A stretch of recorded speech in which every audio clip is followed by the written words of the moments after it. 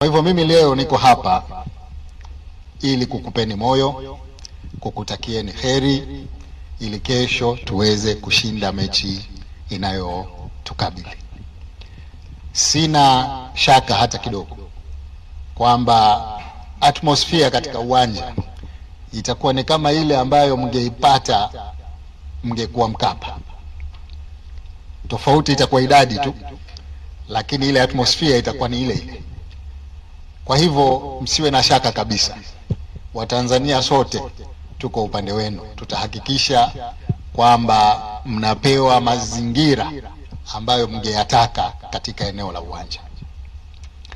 Lakini kwa kuwa imesemwa hapa kwamba serikali yetu ya Jamhuri ya Muungano wa Tanzania kwa sehemu kubwa sana imechangia sana katika maandalizi haya, na inachangia kwa sababu hiyo hiyo ya kwamba hili jambo sasa ni la nchi, si la klabu. Na mimi kama kiongozi wa Serikali ya Mapinduzi ya Zanzibar nimeona basi na mimi niunge mkono walau kwa kidogo. Kwa hivyo tumeanza kwa kuchukua gharama za uwanja, lakini vile vile nimeona ushindi ukipatikana basi tutoe dola $100,000 kwa wote.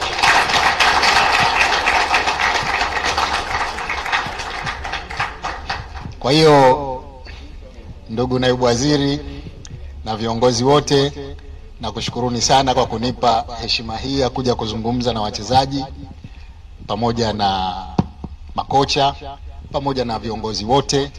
Letu ni moja, na tumuombe Mwenyezi Mungu katika hili. Kama alivyosema mwenyekiti hapa, kuna mwaka ule na mimi naukumbuka vizuri mzee wangu Mungu amrehemu alikuwa pale uwanjani.